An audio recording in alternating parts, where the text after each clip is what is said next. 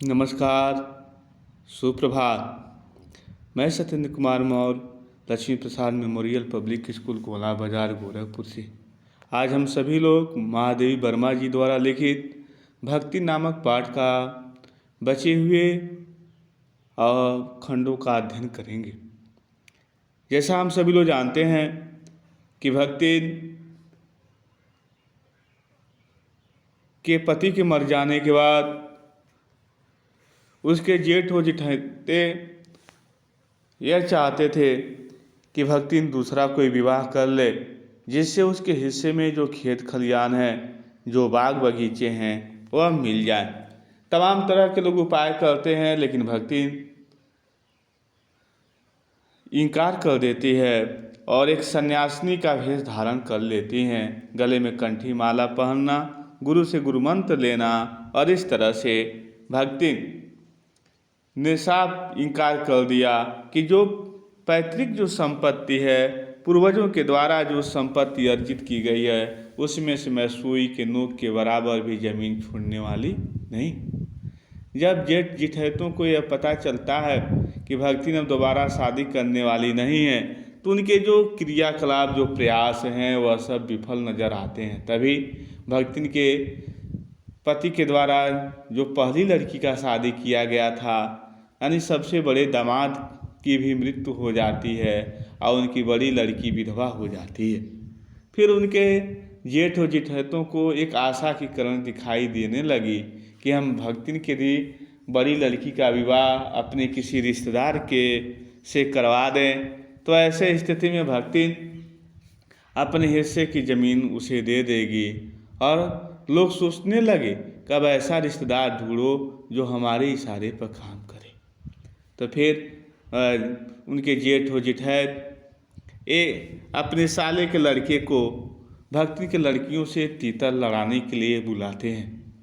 और इस तरह से जेठ और जेठैतों के द्वारा तरह तरह के वर ले आने के बावजूद भी भक्ति की लड़कियां इस बात को समझ गई थी भली बात, और उनके अपने मतलब चाचा या अपने बड़े पापा के द्वारा जो प्रस्तावित वर लाए जाते थे, उन्हें वह इनकार कर देती थी। इस तरह से योजना बनाई गई और भक्तिन एक दिन अपने घर से अनुपस्थित थी, अर्थात कहीं गई थी। तभी तीतर लड़ाने वाले उनके साले के लड़के, भक्तिन के जेठैत के साले के लड़के घर में प्रवेश कर जाते हैं। अंदर से कोठरी बंद करते हैं। तब तक भक्तिन की लड़कियां जग ही रही थीं और बहुत मारने के बाद जब घर का कुंडी खोली, बाहर वह निकला। लेकिन तब तक एक योजना के तहत गांव वालों को भी वहां लोग एकत्रित कर लिए थे और गांव वालों ने देखा लड़का कोठरी से बाहर निकला। फिर लोगों ने कहा कि तुम अंदर क्यों? तो उसने कहा कि मुझे निमंत्रण मिला था, इसलिए मैं अंदर आया। और इस तरह से, लेकिन उसके गालों पर भक्ति के लड़कियों के 5 उंगलियों के निशान इस बात के बयां कर रहे थे, लेकिन उनकी नहीं सुनी गई और गांव की पंचायत बुलाई गई और पंचायत ने फैसला सुना दिया कि दोनों लड़के और लड़कियां जब एक कोठरी से निकलें, कौन झूठ बोल रहा, कौन सही बोल रहा है, ये हम नहीं जान सकते। लेकिन पंचायत यही फैसला करती है कि दोनों को एक साथ जीवन निर्वहन करना चाहिए। और इस तरह से भक्ति पंचायत के फैसले को अपने वज्र के समान आंखों से देखती रह गई। उसकी लड़की मारे क्रोध से अपने दांतों से अपने ओठों को काट लेती है, फिर भी पंचायत के द्वारा मिला हुआ या जबरदस्ती या जबरियन दामाद वह स्वीकार कर। इसके अलावा दूसरा उनके पास कोई चारा नहीं था। भक्तिन इस सब को देखने के बाद अब उसका खेती बाड़ी में उतना मन लगना बंद हो गया और इस तरह से उसके खेतों में उतने अनाज पैदा नहीं हुए जिससे वह अपने पालन पोषण करे और मालगुजारी के रूप में जमींदार को भी वह अनाज का हिस्सा सौंपे। एक दिन जमींदार भक्तिन के घर आता है और मालगुजारी मांगता है। भक्तिन मालगुजारी के कर अदा न करने के कारण जमींदार भक्तिन को बहुत कुछ सुनाते हुए और नंगे पांव धूप में खड़ा होने के लिए कह देता है। या भक्तिन को नंगे पांव धूप में खड़ा होने के लिए उस जमींदार के द्वारा कहा जाता है।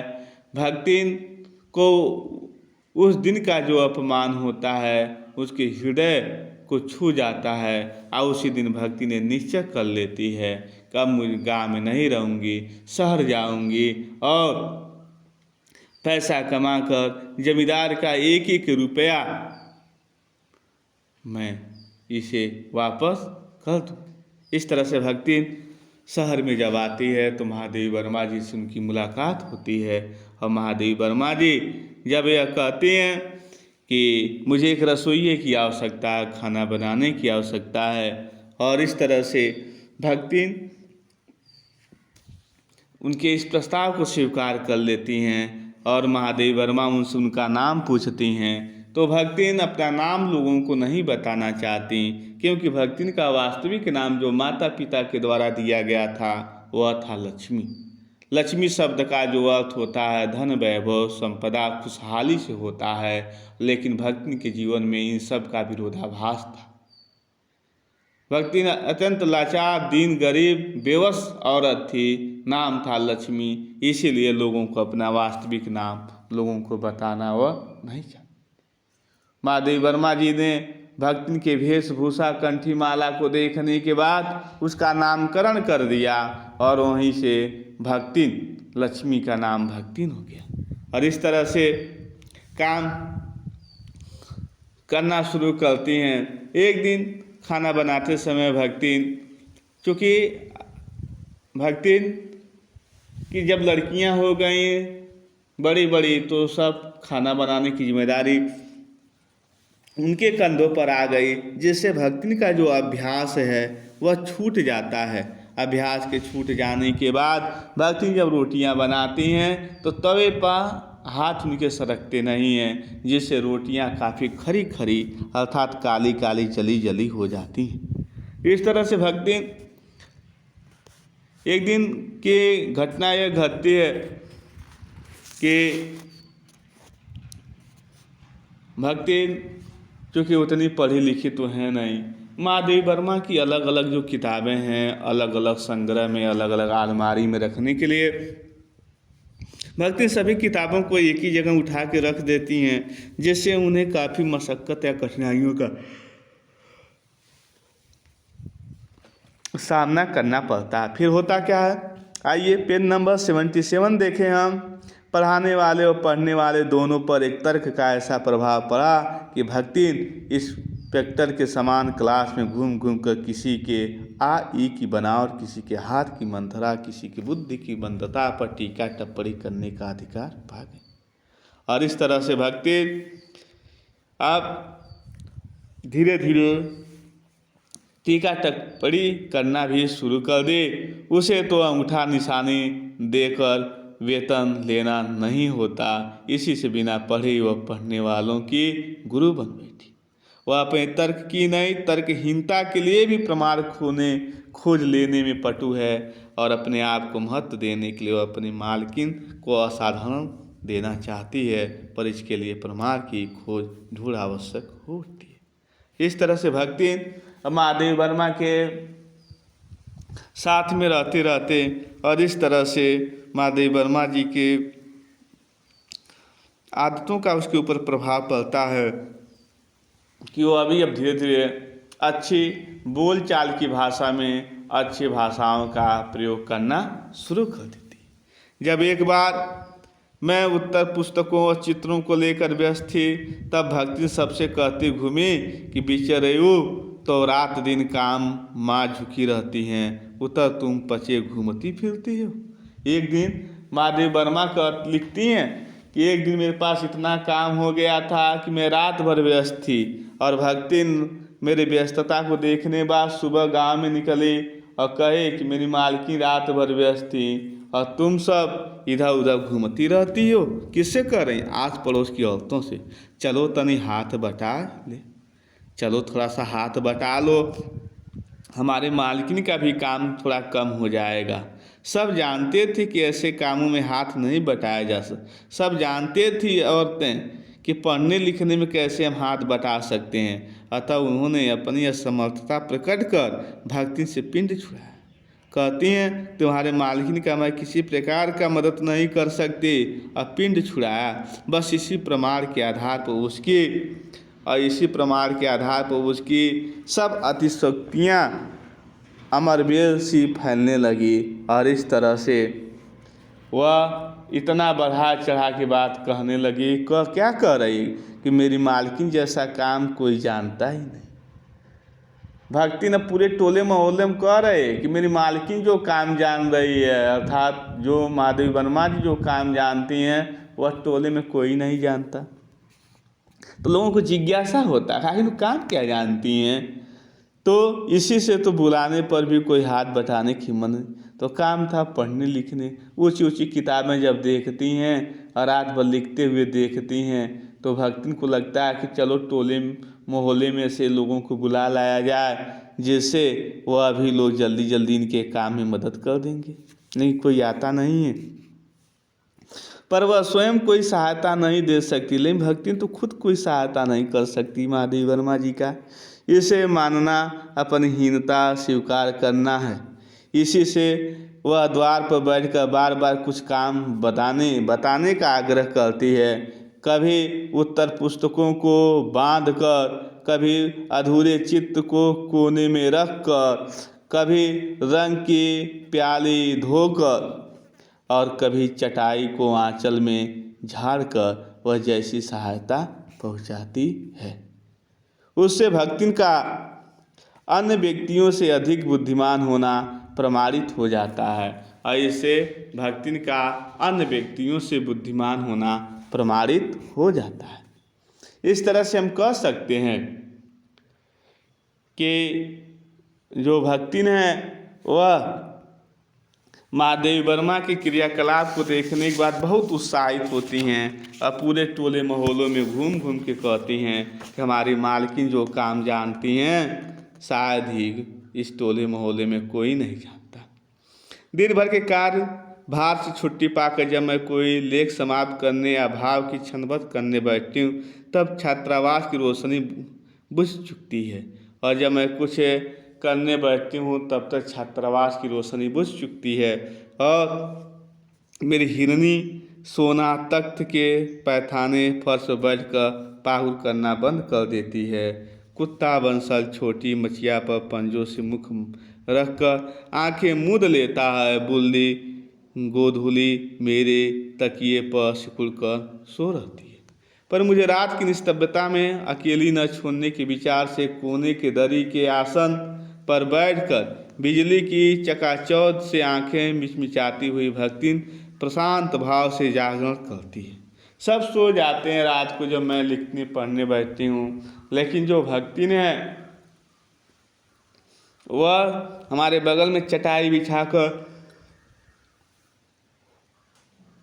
बैठकर मेरा इंतज़ार करती हैं कब मैं सोऊंगी।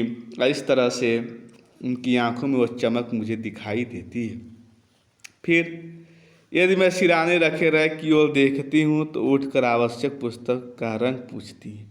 यदि मैं किसी रैक की तरफ देखती हूँ, पुस्तक की तरफ देखती हूँ, तुरंत वो खड़ी हो जाती हैं और पूछती हैं कौन सी कलर की पुस्तक ले आऊँ।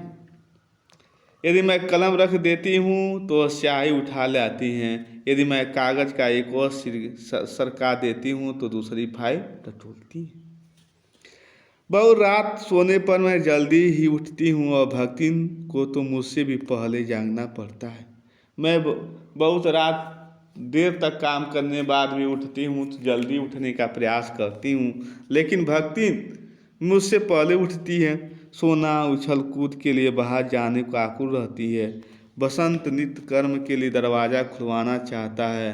गोधूली चिड़ियों की चहचहाहट में शिकार का आमंत्रण सुन लेती है।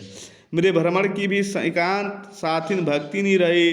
बदरी केदार आदि के ऊंचे नीचे तंग पहाड़ी रास्ते में जैसे वह हट करके मेरे आगे चलती रही, वैसे ही गांव की।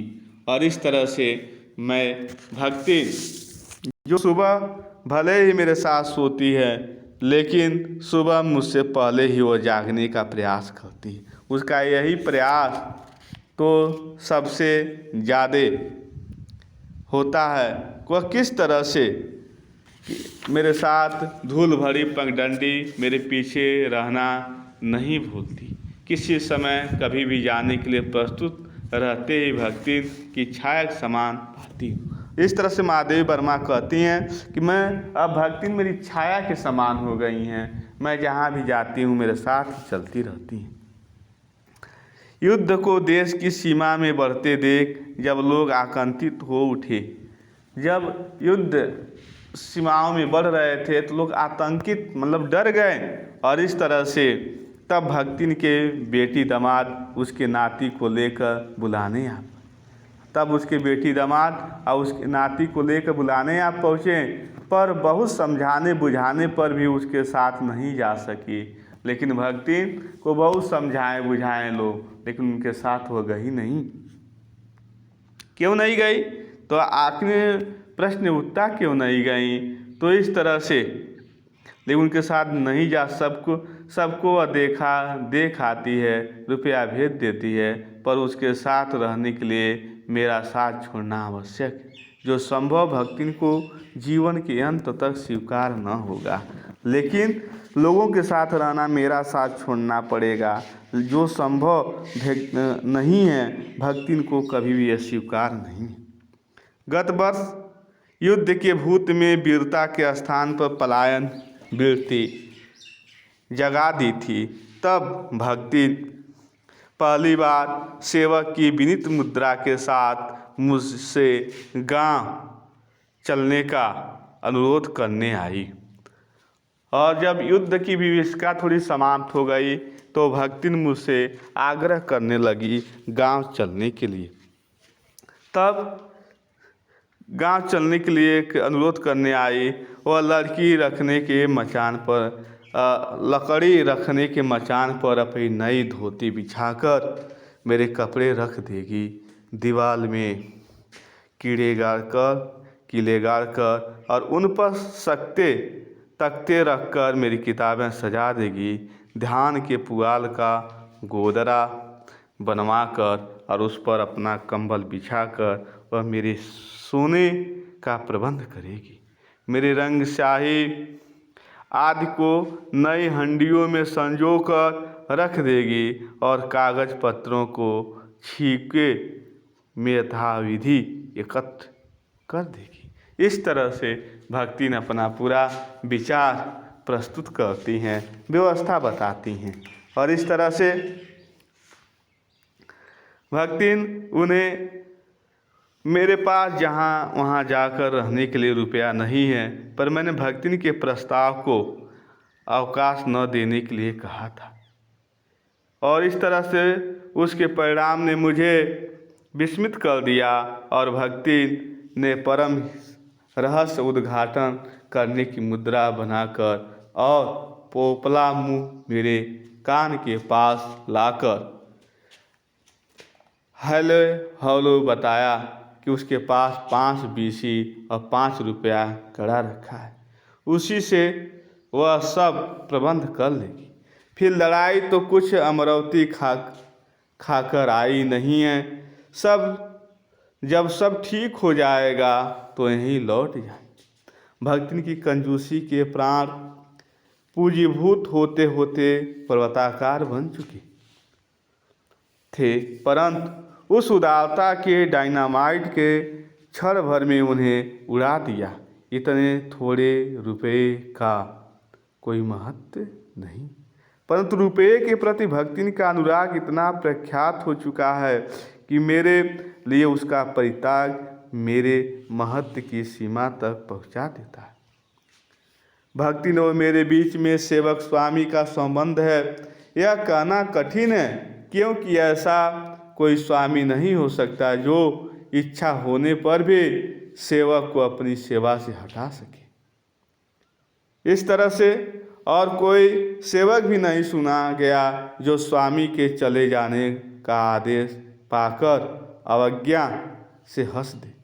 भक्ति को नौकर कहना उतना ही असंगत है जितना अपने घर में बारी बारी से आने जाने वाले अंधेरे उजाले और आंगन में फूलने वाले गुलाब और आम को सेवक मानना। वे जिस प्रकार एक अस्तित्व रखते हैं जिसे सार्थकता देने के लिए ही हमें सुख दुख देते हैं, उसी प्रकार भक्ति का स्वतंत्र व्यक्तित्व अपने विकास के परिचय के लिए मेरे जीवन में पड़े हुए। इस तरह से परिवार और परिस्थितियों के कारण स्वभाव में जो विषमताएं उत्पन्न हो गई, इस प्रकार से महादेवी वर्मा जी कहती हैं जो स्वभाव और परिस्थितियों के हिसाब से जो समाज में विषमताएं उत्पन्न हो गई और इस तरह से भीतर स्नेह सहानुभूति की आशा फूटती रहती थी। भक्ति का जो समर्पण है लेखिका के प्रति, महादेवी वर्मा जी के प्रति, वह सब उन्हें दिखाई देता है। फिर छात्रावास की बालिकाएं में से कोई अपनी चाय बनवाने के लिए देहली पर बैठी रहती, कोई बाहर खड़ी मेरे लिए नाश्ते को चख कर उसके स्वाद की बेचना करती। और इस तरह से कोई छात्रावास में कोई बालिका अपने देहली दीवार पर खड़ी रहती कि भक्ति के हाथों का चाय पी लिया जाए, कोई उसके नाश्ते को चखने के लिए तैयार रहती। इस तरह से मेरे बाहर निकलते ही सब चिड़ियों के समान उड़ जाती और भीतर आते ही यथा स्थान विराजमान हो जाती। इन्हें आने में रुकावट न हो, संभवतः इसी से भक्ति ने अपना दोनों जून का भोजन सवेरे ही बनाकर ऊपर के आले में रख देती है और खाते समय चौके का एक कोना धोकर पाक छत के सनातन नियम से समझौता कर लेती है। मेरे परिचितों और साहित्यिक बंधुओं से भी भक्ति विशेष परिचित है, पर उसके प्रति भक्ति के समान ही मात्रा मेरे प्रति उसके समान की मात्रा पर निर्भर है। और सद्भाव उसके प्रति मेरे सद्भाव से निश्चित होता है। इस संबंध में भक्ति की सहज बुद्धि विस्मित कर देने वाले महादेवी वर्मा जी इन पंक्तियों के माध्यम से यह बताने का प्रयास करती हैं कि भक्ति जो दोनों जून का भोजन एक समय बना देती हैं और वह महादेवी वर्मा जी के उस अलमारी में रख देती हैं जहाँ अत्यधिक सफाई होती है। भोजन बनाने के बाद जिस तरह से चाक से उस जमीन को लिप दिया जाता है, उसको लिख कर भक्ति अपने सनातन धर्म का परिचय भी देती है। और महादेवी वर्मा जैसे घर से बाहर निकलती हैं, सभी छात्रावास की जितनी भी लड़कियां होती हैं सभी गायब हो जाती हैं और जैसे वह निकल जाती हैं तुरंत चिड़ियों के समान भक्ति के पास जुट जाती हैं और उसके हाथ से बने हुए चीज़ों को खाने का बारी बारी से प्रयास करती हैं। वह किसी को आकार प्रकार वेशभूषा से स्मरण करती और किसी के नाम की अपभ्रंश द्वारा बिगड़ा नाम से किसी को याद करती। कवि और कविता के संबंध में उसका ज्ञान बढ़ा है, पर आदर भाव नहीं। किसी के लंबे बाल अस्त व्यस्त वेशभूषा देखकर कह उठती है, का ओहू कवित लिखे जानत है, का ओहू कवित लिखत जानत है, अर्थात किसी के पति के बारे में पूछ लेती।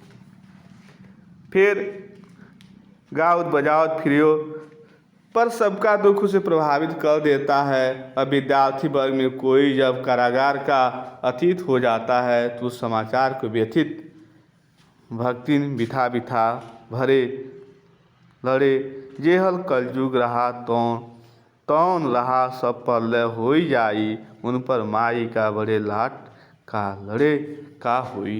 इस तरह से भक्ति भगवान के उस अस्तित्व के बारे में की भी शिक्षा लोगों को देती हैं कि क्या करेंगे, एक दिन तो ये संसार में परलय हो ही जाएगा और इस तरह से जो जमी जमाई जो संपत्ति है, पूंजी है, वह सब बह जाएगी, नष्ट हो जाएगी।